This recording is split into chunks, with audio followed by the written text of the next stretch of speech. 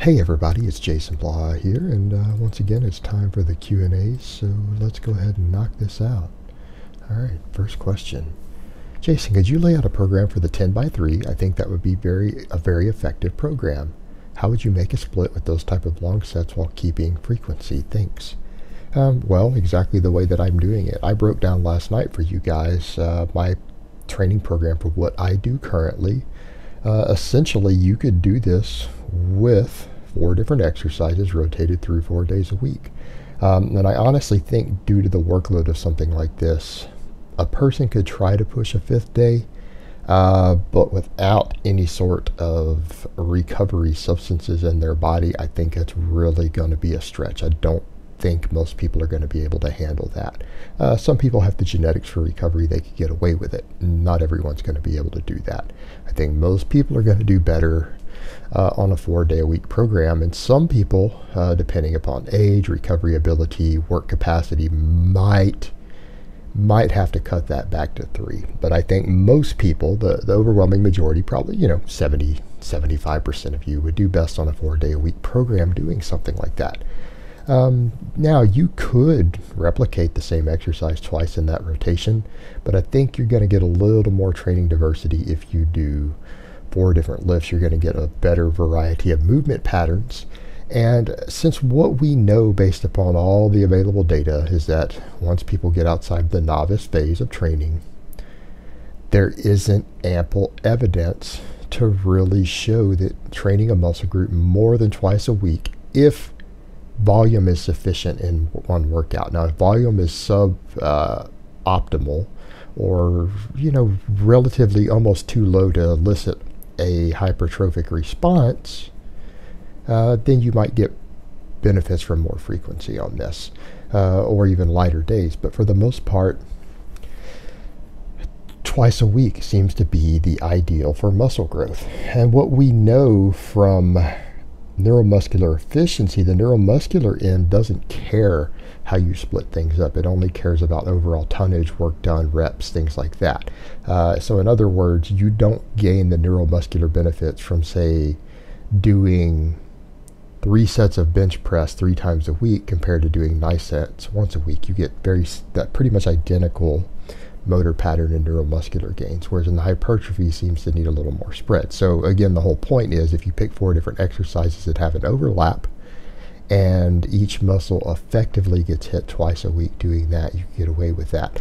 And you can always program a little accessory work around it to work slightly different muscles. It's totally doable. You could always do, even if someone wanted to do Olympic lifts, they could kind of rotate those around the hypertrophy elements of which muscles are going to get the most stimulus and put them in the appropriate days. So, you could do things like that. You've got a lot of options. But again, a 4-day-a-week setup with 4 basic lifts rotated, and then using a little bit of accessory to hit anything else you have missing. In my case, doing chin-ups afterwards. All right, next question. Hey Jason, a question. Muscle stimulation with sub-maximal weight.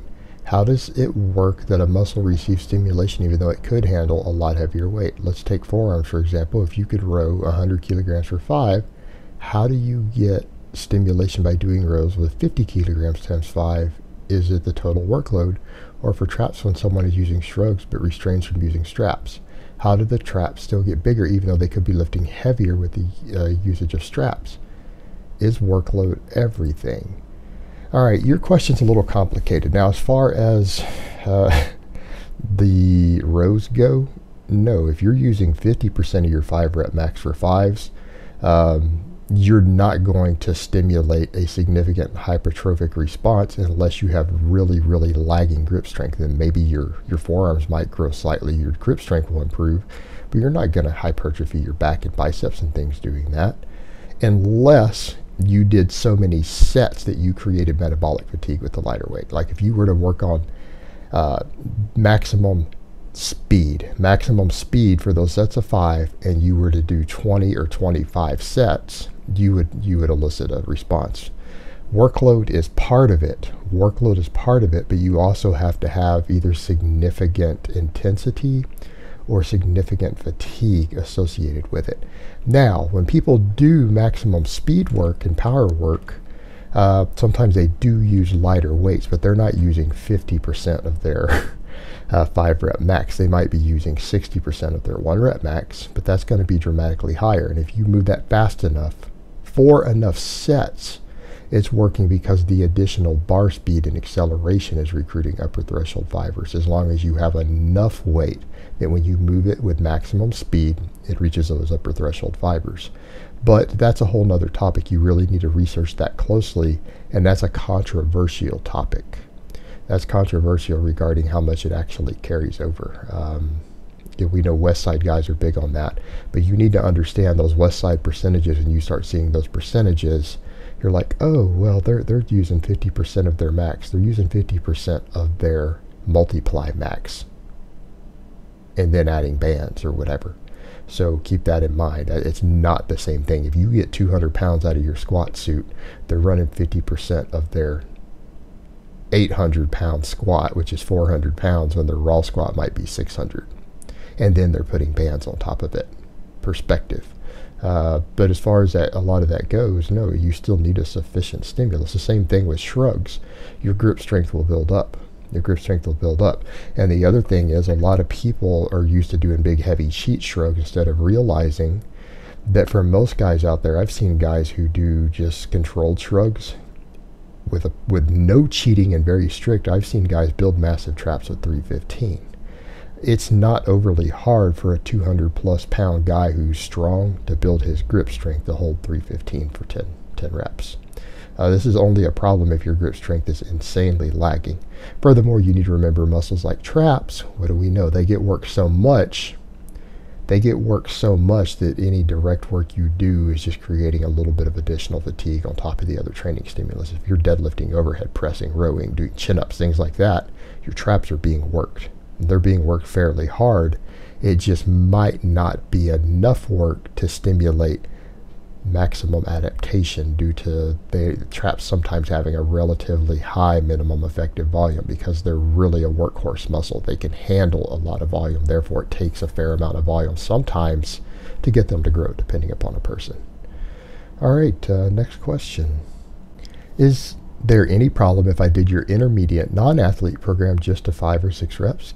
Getting 8 has been a huge struggle for me, but I'm pretty sure I'd be able to advance quicker with only going to 5 reps, meaning my calculated 1 rep max would be higher and I could do the 5 rep equivalent to the 8 reps I'm struggling with. If not, I'll just stick with getting to 8. All right, brother, what you have to remember, again, we're talking intermediate. That means you're no longer a novice. You're not going to be able to make linear weight jumps like that unless you go exceedingly slow, because you're like, man, it's taken me a long time to get to 8 reps. Well, yeah, you're not a noob lifter anymore. Taking a weight that you can do for 5 reps and getting strong enough to do it with 8 reps could take you a long, long time, and particularly if you're not eating enough to gain weight. Say, take the bench press, for example. Let's say you've built up to being able to do 245 pounds for 5 reps, and you're sitting at a constant body weight. If you're not eating enough to gain weight, getting your 5 rep max of 245 up to 8 reps is something that could take you months. It could take you months. But if you sometimes just jump up and try to add weight and stick with 5 to 6 reps, I think you're going to find it to be a bigger struggle. Like, the only way you're going to pull this off, the way you're talking about, is if you buy ½ pound and 1 pound microplates. All right? You're going to have to use microplates to load up, and it's still going to take you just as long. In other words, for you to build up the equivalent of your 5 rep max to that 8 rep max, if it takes you 3 months or 4 months to do it building with reps, it's going to take you 3 or 4 months to do it with microplates also. You're not going to progress any faster. People need to get that idea out of their head with stuff like that, especially for intermediate lifters. You're not a novice anymore. Novice stuff isn't going to work for you. All right, next question. If you are struggling to recover from your 5x5, is it sufficient to drop to the cutting version to try to progress from there? I'm coming from a very weak background in general, struggling with day-to-day functions, and want to use the program as a way to improve my quality of life. Using dumbbells for the lifts currently, since the barbell is too heavy. All right, brother, I'm going to be honest with you. It sounds like you have some sort of health problems, and the empty barbell is too heavy. It's time to step back and reassess your program selection, because I want you to get stronger. I want you to have improved quality of life. I want every person on the face of the earth, I don't care what physical issues they have or limitations they have, I want them to get stronger. All right, if you get stronger, you get into training, you probably realize this, it's going to improve your quality of life. It is going to improve your quality of life on multiple levels. Now, if you're suffering from whatever health ailments that you have that are limiting your ability to function day to day, you probably don't want to select a program like that that is so aggressive that it's intended only for healthy people, healthy young people. And I made that very clear when I discussed that program. Anyone with any underlying health issues, this program is going to be a problem. I would actually recommend you consider something like strong lifts or starting strength. And if you can't handle the full Olympic size barbell, and that's okay.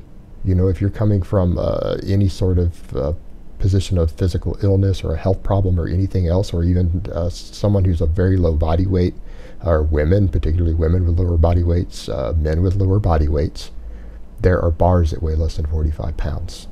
Find a way to get a hold of one. If your gym doesn't have one, you could talk to them about getting one and explain your specific situation. And they're not that expensive. I'd be willing to bet a lot of gyms would be willing to accommodate someone on that. I think they would be willing to. And then you get like a 15 or a 20 pound barbell, right? And you can work with that from there, all right? They do exist. And then when you get strong enough, because you will get strong enough, and I don't care what your physical limitations are, if you can start with that 20 pounder, you'll get to the 45 pounder. You will get stronger. Even if you're suffering from any sort of severe medical issue, it's possible to get stronger unless you are basically dying. So you'll get there. See if the gym will accommodate you, and if they won't, talk to the manager about maybe you purchasing your own one and storing it at the gym if you need to. If you offer to do something like that, they'll probably cave and buy one. All right, guys, but that's really all I have to say on that today. I hope it's been informative, and I will talk to you guys next time in part 2.